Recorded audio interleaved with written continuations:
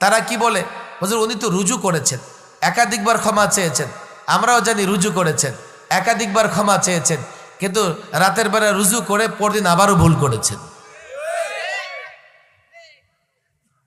মৌলানা সাআদ সাহেব, তার পরিবার, তার পূর্বপুরুষ আমাদের কাছেও প্রিয়, কিন্তু দিন ইসলাম আমাদের কাছে এতটা প্রিয়, দিন ইসলামের মোকাবেলায় দিন ইসলামের চাইতে বেশি আমরা অন্য কাউকে মহব্বত করতে পারি না।